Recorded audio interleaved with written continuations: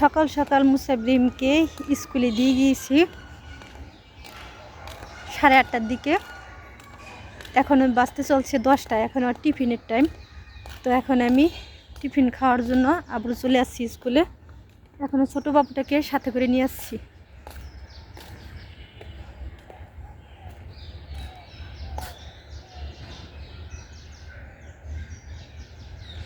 স্কুলের সামনেই ওদের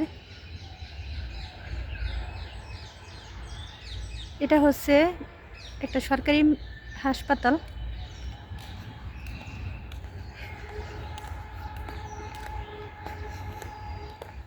সকাল সকাল ছোটো বাবুটাকে রেখে আসি ঠান্ডার কারণে বাসায়।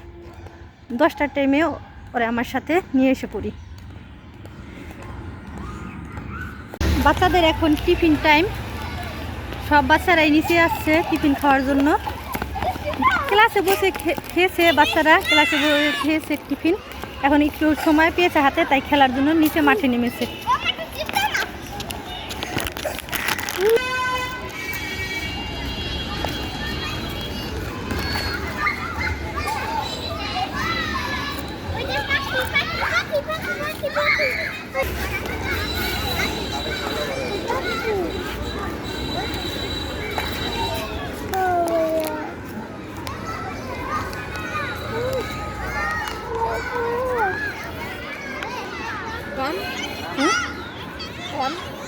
আধা ঘন্টা নেবে আবার সবাই মানে ওটার ভিতরে আস্তে আসো বাবু, আসো আসো, আস্তে আস্তে আস্তে হাঁটো। না আমাদের বাচ্চারা কিছুটা খাইবো আচ্ছা আচ্ছা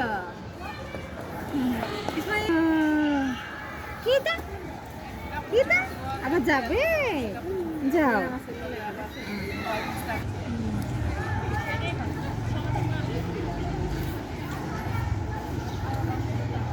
দেখেন বাংলা দেখেন, এই দেখেন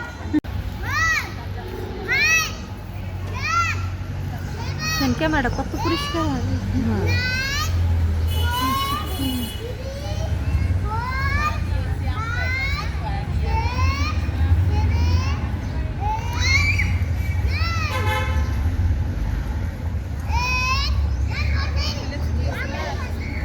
যাও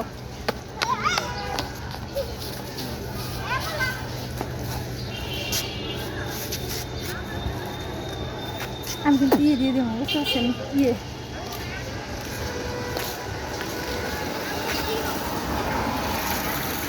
এখানে নিয়েছি মলা মাছ। মলা মাছটা আজকে রান্না করব পেঁয়াজের শাল দিয়ে।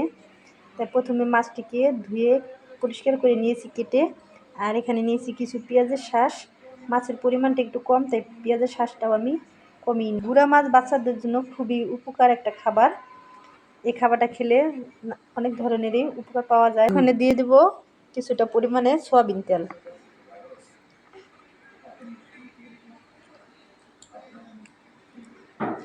এখানে পেঁয়াজের পরিমাণটা আমি সেরকম দেবো না, ছোটো সাইজের একটা পেঁয়াজ দেবো, কারণ পেঁয়াজের শাল দিচ্ছি, এখানে পেঁয়াজ দেওয়ার কোনো দরকার নেই। তারপর আমি ছোট্ট একটা পেঁয়াজ দিয়ে দিচ্ছি। এই পেঁয়াজের শাল দিয়ে অনেক ধরনের মাছই রান্না করা যায়, গুঁড়া মাছ।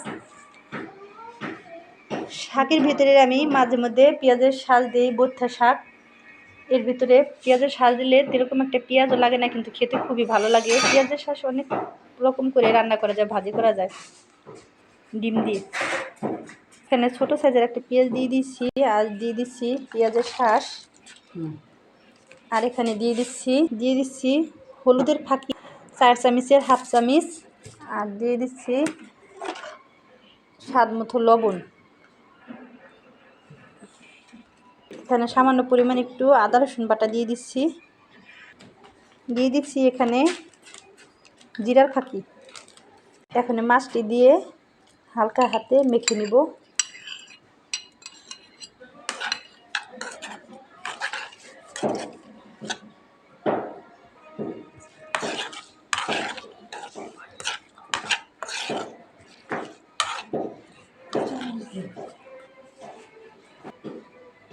এখানে আমি কোনো শুকনো মরিচের ঝাল দেব না। এখানে দিয়ে দিচ্ছি আস্তা 3টা কাঁচামরিচ। ঝাল হলে বাচ্চারা খেতে পারবে না, তাই মরিচটা আমি এভাবেই দিয়ে দিচ্ছি। এখানে দিয়ে দিব কিছুটা পানি।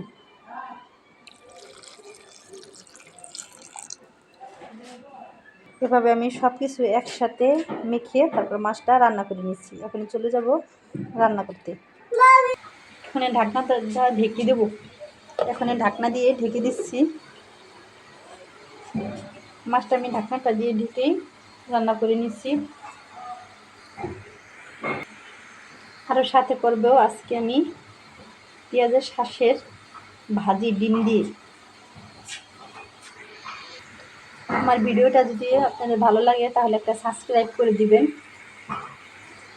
যেন পরবর্তী ভিডিওটা আপনাদের কাছে আমি পৌঁছে দিতে পারি।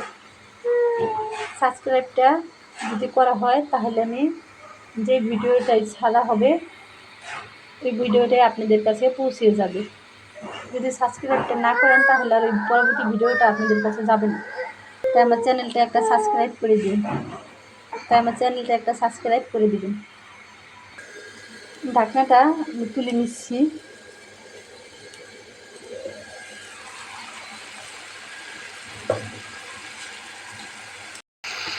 পেঁয়াজের শাঁসটা এখনো পর্যন্ত ভালোভাবে সিদ্ধ হয় নাই।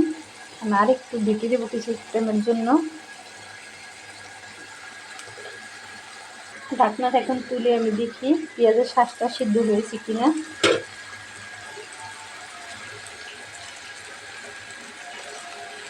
পেঁয়াজের শাঁসটা আমার পারফেক্টভাবে সিদ্ধ হয়ে গিয়েছে। মাছ রান্নাটাও আমার হয়ে গিয়েছে। এখন আমি নামিয়ে নিচ্ছি। এদিকে কারেন্ট নেই, মাছের কালারটা সেরকম একটা ভালো আসছে না অন্ধকারের জন্য।